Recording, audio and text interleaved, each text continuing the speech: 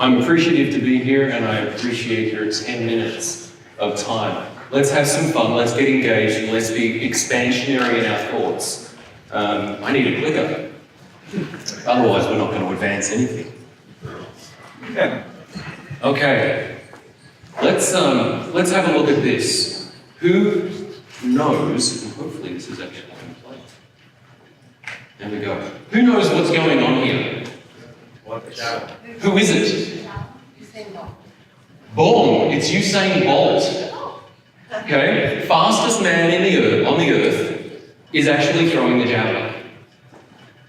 How do you think he did? Well, the execution, come on, was okay, right? But the javelin actually landed the way it was meant to. Fair? Okay, so for me, he's actually done a pretty good job. But in comparison to what others would have done, he threw 56 yards, or meters. It would have landed him last in the final of either the men's or the women's javelin event at the Olympics, right? So it just goes to show that the fastest man on the earth, while specialist in one particular endeavour, may be kind of average in some other realm, right? Let's extend that analogy out to, let's call it team selection. So let's look at the world record holders of these specialist events to those of a decathlete.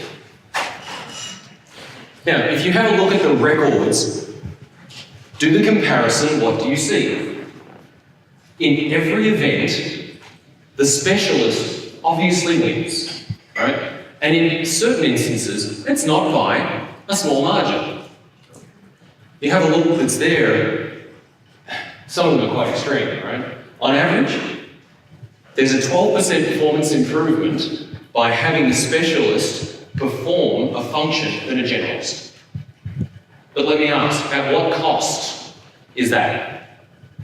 If you've got a decathlete, you have one person. If you've got specialists, you have 10.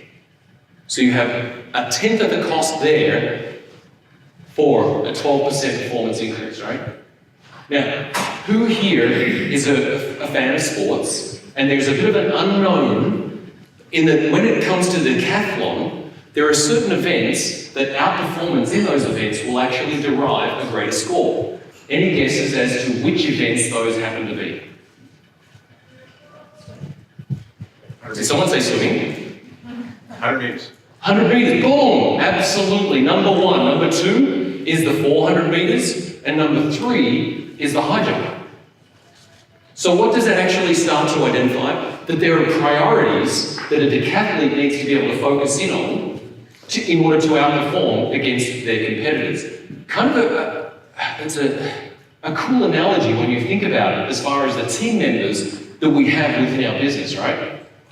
You think about someone that has the ability to perform like a decathlete, that has the option or the ability to be able to outperform in certain priorities over others. Well, let's extend that analogy out to business systems. Let's talk about best of breed. Best of breed really defined as follows: a specialist single tool such as a hammer to solve a specific problem such as driving a nail. Now, there are distinct pros associated with best of breed, and let's have a look at each of those, but let's focus on the top sort of item that's there. And really, the best of breed main pro is the ability for that to focus on a specialist function. Okay? That's the shiny new object. It's when we're sitting in front of demos that software providers will actually provide us and sell us that hot item that we really want, right? Oh, that's what we need. Absolutely. But there's distinct cons also associated with best of breed. And you can look at them there, but really the first three, I guess, typify it. It's having multiple systems, it's the interoperability issues that we have, it's talking about data integrity, duplication of entry, the additional costs, right? Let's compare that to a best-in-class solution. Now, once again, let's define that as being a set of tools configured to fit within a specific sized toolbox. There are distinct pros around best in class. And again, focusing at the top, it's really the ability to have this data integration across multiple functions. having a single point of supplier and arguably the implementation. We can't deny though, there are cons that are associated with best in class or best in class. And it really revolves around that top section there. It simply is the inability of one single suite to address every core function that exists in your business. So, no doubt, in your particular roles, you're wrestling with this dilemma of, well, when we're trying to improve the business, what do we actually choose? So I surveyed a couple of individuals that are actually here at the conference about what their opinions happen to be. So Al Lustgarten from Hearst. This is what Al had to say.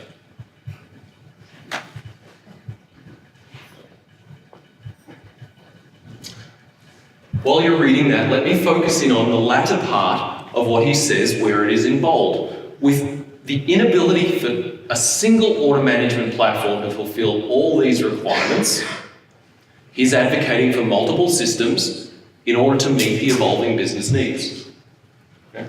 So this is Al saying, hey, there is a need to have multiple systems here. Now, whether or not Al is advocating for purely best of breed or best in class, I'll leave that to him and to you to discuss at the break. Right? Kevin McElvalley from Canvas, he said the following. So, ultimately, he works towards a best-in-class solution. And when we're looking at that, you can see he says, in his opinion, best in breed is always compelling. Again, it's that shiny new object. It starts to address a specific need, and often it's a new and growing one. However, it typically ignores the broader needs of the overall company. When we look then down at best in class, he suggests it gets us closer to an ideal. Because, well, down the bottom again, what it sacrifices in a specific use, it makes up by supporting a broader vision.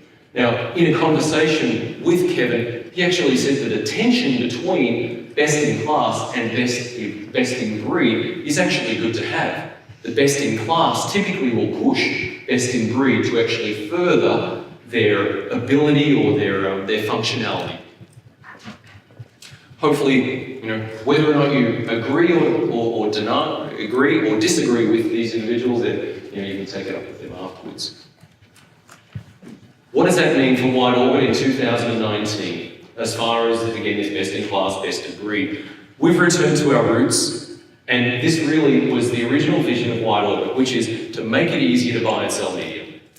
In 2019, there's a threefold view or focus that we actually have. One is this convergence of linear and digital.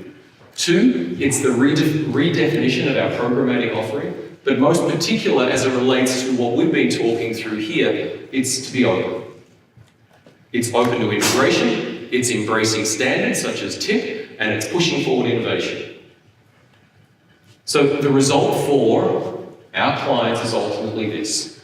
We seek to excel at those things that we have as core functionality, to be best in class. However, we totally recognize that there is a need to be able to support integrations with those that are best in breed. There's been a couple of announcements of late and also examples of how we've been doing that. One was the MediaOcean announcement, it was a couple of days ago. The other being that we're working with Hudson for the delivery of air times. So our invitation, I guess, to each of you really is this. Please, if there is an opportunity that you see to improve the status quo, then come and talk to us. We invite you to do so, and where we can, we'll work with you to be able to improve things. Thank you very much.